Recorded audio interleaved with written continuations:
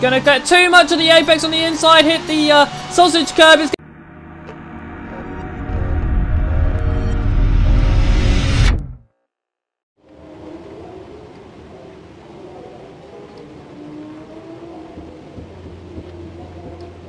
Looks like one of our development parts didn't fare too well in testing.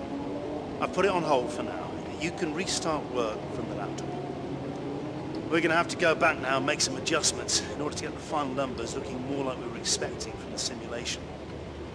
Hello everybody and welcome back to the career mode then, and it's an upsetting start to the career mode after our terrible race at Bahrain last time out. We now have to face a fail in our R&D of the engine power ignition system, which is not what we need to hear in a McLaren Honda. However, hopefully this weekend will go a little bit better from here on out, so it starts bad and it will get better instead of the other way around, which is normally what you don't want. Anyway, let's get into practice. Here we are at the fabulous Sochi Autodrome in Russia for what is expected to be a compelling race weekend.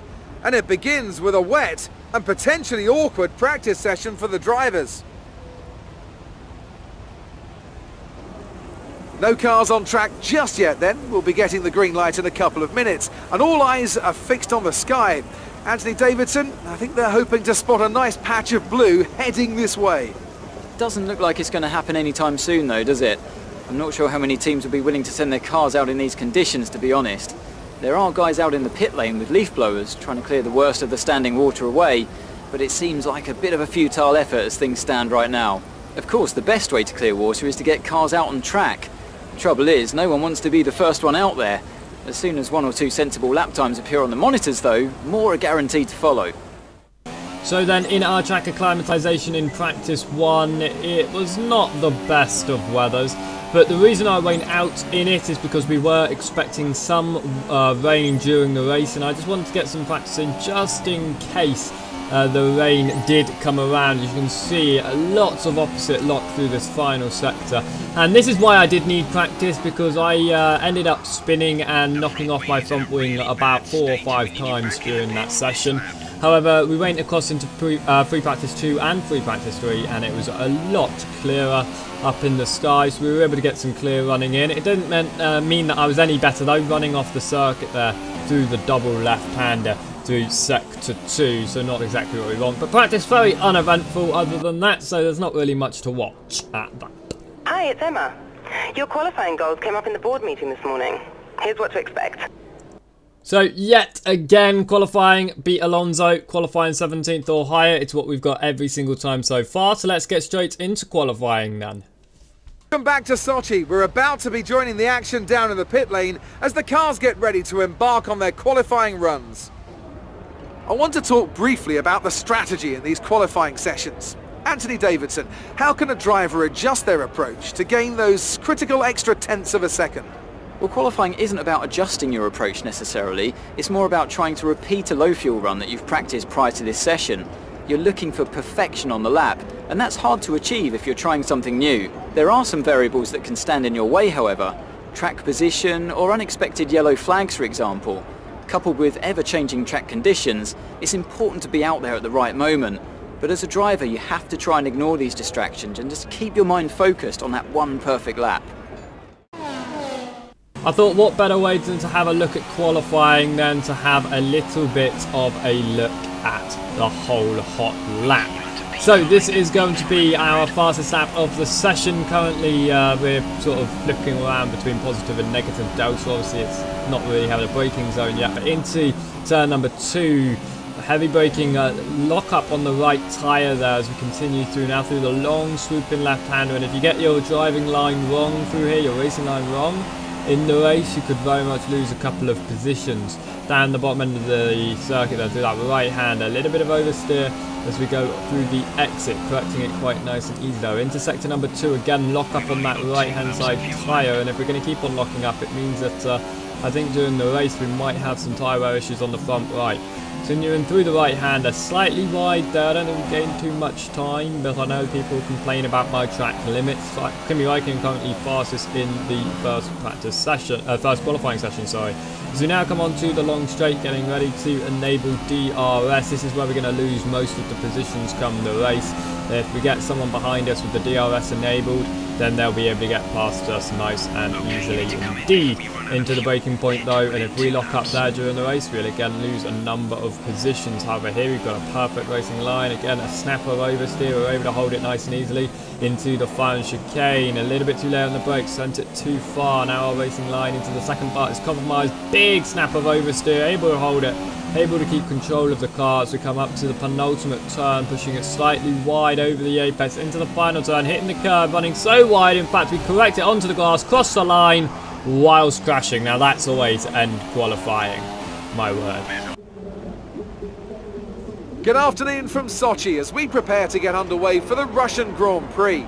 The championship battle has some time to go yet, but still expect no quarter to be given here on this circuit that made its debut in 2014 and has already seen some classic racing. It's time to go racing then in the Sochi Autodrome, where the long run down to the heavy braking zone at turn 2 is one of 2 DRS zones around this 3.6 mile circuit. The other, of course, down into turn 13. 18 corners make up a lap here today, with an average speed somewhere in the region of 130 miles an hour. It's not going to be plain sailing for our drivers today, although with the sky falling as it is, perhaps sailing isn't too far from the truth. And Anthony Davidson, could be a wet one today. Great to have you with us. What are your thoughts? It is a touch damp, isn't it? Well, as a driver, there are 3 big things to worry about when racing in these kind of conditions: standing water, tyre temperature and visibility. Judging distance to the cars around you is really tricky when you're driving through the vast amounts of spray that these wet weather Pirelli tyres kick up. We're almost ready to go then, and this is what the starting grid looks like for today's race. Kimi Räikkönen's perfect lap yesterday sees him start from pole position, and Valtteri Bottas will line up alongside. Looking down the rest of the grid, we have Vettel, Hamilton, Daniel Ricciardo and Verstappen, Massa, Stroll, Grosjean and Esteban Ocon, Hülkenberg, Perez, Carlos Sainz and Palmer, Kvyat, Magnussen, Fernando Alonso and Pascal Wehrlein. Ericsson and a McLaren rounds off the grid. And with lights out just moments away, it's time to go down to the track. So as we are here then in the race, getting onto the formation lap, so we're going to be starting from the rear of the grid due to a penalty that we got in practice that I can't actually find again. I don't even know how the hell I got the penalty, but I had a penalty for some reason, a 5-place grid penalty, which means that we'll be starting from the rear of the field, even though we did actually qualify ahead of Alonso. The lights are going down though, and they are down. They were going up, so we are now down, and we are away from P20. Not a too bad a start. The rear end kicking out. It looks like the Saubers have got slightly better getaway, so we're not able to get past them straight away off the line. But it is going to start very rainy indeed, so we're going to have to be careful into turn number 1. But we're just going to catapult it up the inside, up into a top 10 maybe. Yes! After just the first braking point, we're up 10 positions. We're up into P10 and we've still got Grosjean in front of us. Might be able to get involved in that battle. That's up to P7. It looks like Stroll and Massa just in front. We go up the inside of Grosjean. We're going to be able to make that move.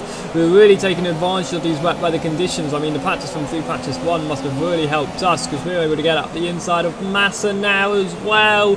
And it looks like we're going to go up into P number 8, side by side by Ricciardo and Verstappen just up ahead. They sort themselves out with Verstappen ahead of Ricciardo. We're going to chase up behind Stroll, pushing a little bit too far, a little bit of understeer. We're going to lose some time to Stroll there. Now into the double left, we close back up towards the Williams. And we might actually be able to get into a top 5 maybe off the first lap, but I don't know. We're up the inside of Stroll. Now we're onto the straight where we're going to lose all the time. We have a little bit of oversteer that sends us back behind Stroll. And now we're in the slipstream, but in this McLaren Honda power unit, it's not going to do much at all. And we're going to drop back into the grass of Massa. We'll be able to hold the position. It definitely looks like we will as we close back up to Lance Stroll in front of us. Right on the rear end of his car now, as we're heading through the right-left under the road, under the tunnel. Now to the left-hand side, into the chicane. This could be the position up to P7 if we can just close the door on the second part of the chicane. That's exactly what we can do. Stroll just wasn't there. Wasn't able to hold the outside line through the left-hander. But he's going to move to the right-hand side, get our inside into penultimate turn. But we're going to completely close the door. No contact, but nowhere Stroll could go to make the move there. And we gain 13 positions in the opening lap of this motor race, which is absolutely fantastic indeed. As we continue on that to lap number 2, we are still in P7, but we've got Lance Stroll over rear. We put it down to standard as we correct the oversteer, as well as seeing that we've still got engine issues even after we replace loads of parts. But we've got Stroll past us. We're going to try and hold it on the outside line here. We'll be trying to run side by side with Lance Stroll, but he's able to get through. We're just not able to hold that outside, and now we're down to P number 8. Might be able to get back past Stroll though. We have a little bit of oversteer. This is how we got past Stroll before, I believe. Yes, it was last lap, but this time we're not able to do it. Stroll holds the line. We have a little bit of contact, no damage. We're going to have a bit of oversteer that forces us to the inside of the next turn. We're going to try to run it side by side with Lance Stroll into the penultimate turn. Currently we're in P number 7 into the final turn now. It looks like we're going to hold it ahead of the Williams for now. We are through, yes, but we're onto the long straight again, which means that our power unit's going to ultimately fail us, and Lance Stroll could very much have an attack on past us into turn number 1. Will he attempt that? It looks like he's going to stay behind for now. We have double lockups, but we were able to hold it. A little bit of oversteer, but we were able to hold on to P number 7 at the moment. Continuing on to next lap, then on to lap number 4 into the penultimate turn. A little bit of oversteer once more, even more oversteer as we go into the final turn. We slide it. We're going to slide it very close to the wall. Oh my word, able to keep it out of the wall. That was too close. Too close for comfort. We're going to lose a lot of time that we pulled from Stroll. We actually pulled about 3 seconds away.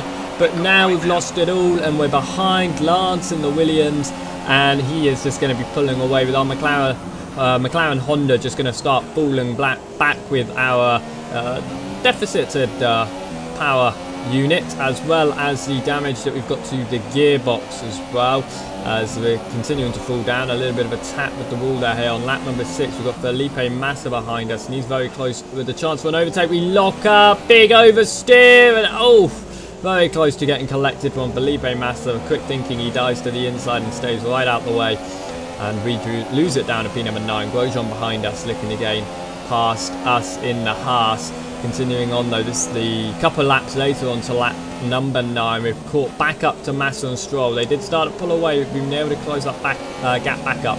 The rain is starting to stop here. The most of the spray on the screen is actually from the cars in front of us. So it's actually getting very light with the rain, and we may be swapping to dries very soon. We're really close behind Massa. We'll be able to make an overtake. Not at the moment, but we get a better line. A little bit of oversteer, but here we go. We're going to look for the inside. A little bit of later braking, and we're side by side with Massa. A little bit of oversteer, a little bit of a tap with Massa. So fighting the car around in these intermediate conditions. Massa gets back through though. We're going to try the switch back. Are we going to get a better exit? It looks like we do, but the power unit is going to fail us. Yes, it is, because here goes Massa pulling away once more as we go along the straight. But let's actually hate these conditions where it's not dry and it's not wet. So you just, no matter what tyre you're on, you just, neither of them want to be gripping to the circuit. So the intermediates hate it, and so do the softs. Now I was trying to tell the engineer that I wanted to set softs, but he kept on going wet, so in the end I yelled at him. A couple of laps later though, lap number 13, this was when we were scheduled to pit anyway. We're going to come into the pits and put on the softs. But as we're pulling in, our engineer, this is what he's saying on the radio right now, is that it's still too wet to be going onto the softs. But I'm going to go onto the softs anyway, because I feel like it's too dry to be on the intermediates. And to go against what the engineer is saying, DRS has now been enabled, so it's dry enough on the circuit for DRS to be enabled. We've gone onto the soft tyres. However, Massa hasn't. Neither any of the cars that are coming into the pits right now, they're all going onto the intermediate tyres. So we're going to jump and gain a pit stop here because we're going straight onto the softs. But will this gamble pay off? Is it still too wet for these soft tyres? Is everyone else doing the right thing by going onto the inters? And I don't know, have we just completely ruined our race, ruined a chance for top 10 purely because we've decided to go on softs? Going to turn number 1 then, and no understeer. It was perfect through there. We got so much grip. I think the softs are the right tyre. And proving that, later on, we're now behind Stroll because Massa had to pit again for the soft tyres. You can see a little bit of water still over the screen, but not too much. And you can see on the left-hand side, at top left, all three of us on separate tyres. Super soft for Stroll, soft for us, and ultra soft for Ricciardo. We're going to move up the inside of Stroll here. We're going to try and make the way through. We are through. Hamilton also on super soft, so really I think we're on the hardest compound that's available, that soft compound tyre, purely because I didn't know how far in the race we'd have to run, and I don't know whether it's going to pay out, whether we're going to lose too much time being on the softs, but we've just been able to overtake someone on the super softs, so I think we're all fine. Daniel Ricciardo is going to catch up with us though and take his 6th position away from us. I was expecting that, because we're really at the best of the rest at the moment. The top 6 of the top 3 teams, obviously, Red Bull, Ferrari and Mercedes, so I'm not surprised that Ricciardo was able to just zoom past us there with no issues. Currently in 7th, let's see if we're able to hold up. Then it's quite a big gap to Stroll behind us, so I think we are all sorted for this race, and we could finish in P number 7 overall come the end of the event as we come through. This is later on in the race, 4 laps to go. We've got Sergio Perez and Stroll right behind us. We're going to have to defend in the last points of this lap. We get nice and smooth through turn number 4, but here comes Perez up our inside. The Force Pink. No, that's what they should be called next year. Anyway, Force India gets through. Sergio Perez up to P number 7, and we're down to P number 8 now. We're not going to be able to fight against Perez or even get back through. He's pulling away already, even through these tighter turns where the Honda really doesn't matter that we're running the slower power unit. But coming onto the main straight, we're going to lose that position, and Stroll is going to be behind us. We do have DRS from Perez, but it's not going to be enough. Lance Stroll is going to be able to overtake us along the straight here. Last time he overtook us on the straight, obviously he was able to hold that position. We weren't going to be able to do anything about it. We're going to hold on the outside just like we did that first time. This time we've broken a little bit later, a little bit of tyre banging. So we run side by side with Lance Stroll, and we are now up into P number 8 once more. We're going to hold back onto that P8. We're not going to lose it just for now. A little bit late into the chicane, able to hold it only just here as we come up into the penultimate corner. We've still got Lance Stroll all over our rear into the final turn now, and just see how much Perez is pulling away, and I think that P number 7 is now out of reach for us, unfortunately. But Lance Stroll is still going to look through past us on the inside through turn 1 there, as now he is through. DRS enabled, of course. We're going to try and follow with the slipstream, but I don't think we're going to be able to attack back. We close up under braking. We're going to try to get up the switchback, but a little bit of oversteer is going to lose us that time. Now we need the better run through this first sector. I've been able to do that in the intermediates. We were able to overtake quite a lot of people. Obviously, we had a much faster first sector than the cars around us. However, in the dry, it just doesn't seem like that. That Honda not able to perform for us. As now we're out of the first sector, we're going to lose a little bit even more to Stroll as we continue around. Esteban Ocon is out of this race. I don't know why I said Esteban. It's Esteban. Anyway, Esteban Ocon out of this race. He's retired in turn number 4, I believe. But we've got a 3-second time penalty for corner cutting. So we've now got to basically hold 3 seconds ahead of Carlos Sainz in the Toro Rosso from the final lap of the race. It is the final lap of the race now. Kimi Raikkonen won the race. Will we be able to hold that 3 seconds over Carlos Sainz and be able to hold on to 9th? Because Sainz has also got 10th right behind him, so it could 11th, sorry, right behind him, so it could be outside of a top 10. We crossed the line. Will it be 9th? That is the question that needs to be asked right now. It is. We're going to get 9th in this race. Fantastic.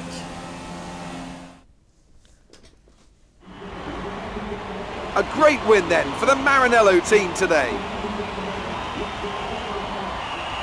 And I have to wonder, Anthony Davidson, just what set them apart from the competition here. I feel like consistency was probably the key today. There's being quick, and then there's being quick lap after lap after lap. If you can do that, you can capitalise on other people's errors without making many of your own. And that's an approach that can push you a long way up the field. And now it's time to wind down and celebrate after that fantastic Grand Prix. Here they come, your top 3, out onto the podium.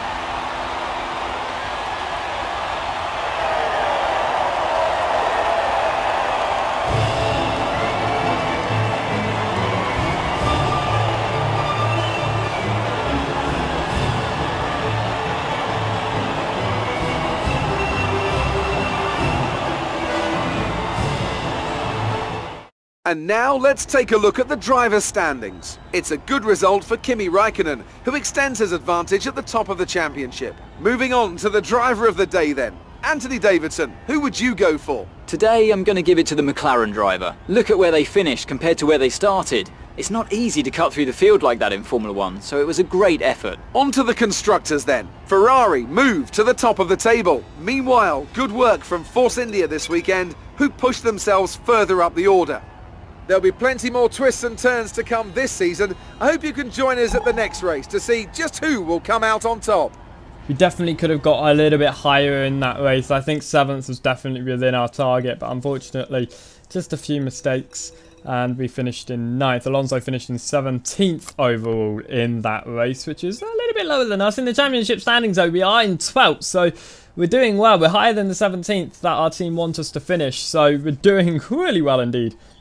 Leading Esteban Ocon as well, so we're still ahead of some drivers who have scored points in the championship, which is always good news. And in constructors, McLaren are not last. In fact, they're not even behind two. They are behind ahead of 2, sorry, which is fantastic. We're ahead of Sauber and Force India, which is exactly what we want to see, because that's what we kind of need to do to win the championship, if we move up the order. Now, before this event, we were drawing with Alonso, but we're now leading the rivalry by 2. As we also look at our team approval, we're getting very close to the purple score as well, which is always what you want to see. As we continue on with the career score as well, that thing that I never ever look at, because to me it's totally pointless.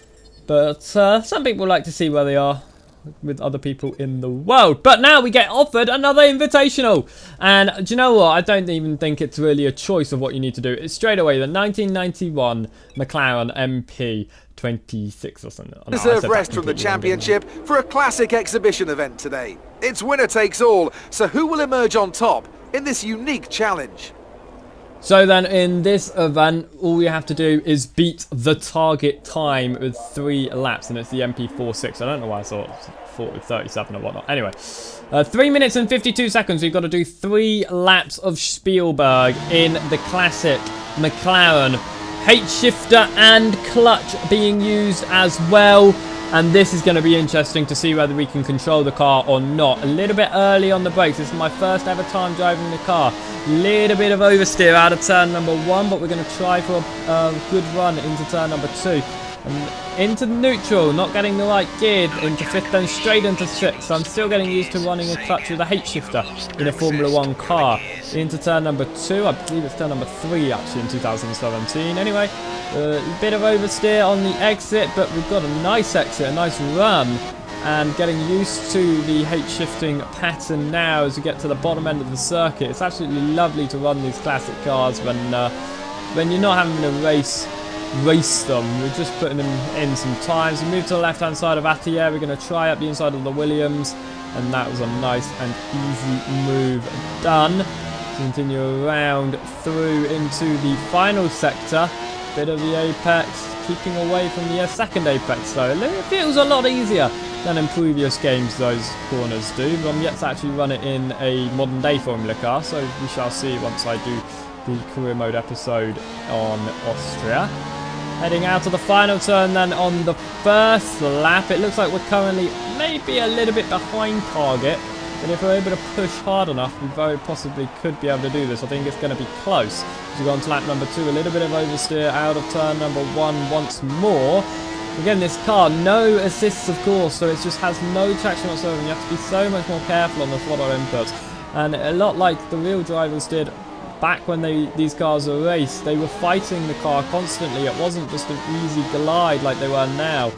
Bit too much fighting of the wheel there on the exit of turn number 3. And we were doing opposite lock to opposite lock quite a lot through there. Now into turn number 4, under braking. Perfect racing line, I think. That just felt perfect. It looked perfect. Following the rub it in section on the circuit. We're now getting up towards the final turn. Not close to the apex, but it's still a fast run. Now into the high-speed chicane. Really it is, but it's not at the same time. Here with Austria. Now then, we're coming up to the final turns, and we've got less than 1:30 on the clock. What's it going to be as we cross the line? I think we're going to have to break a record in this car to be able to cross the line in time. With one more lap to go, we have 1 minute and 17 seconds on the clock. Will we be able to, I think, almost break a record and get a 1:17 here in the classic 1991 car?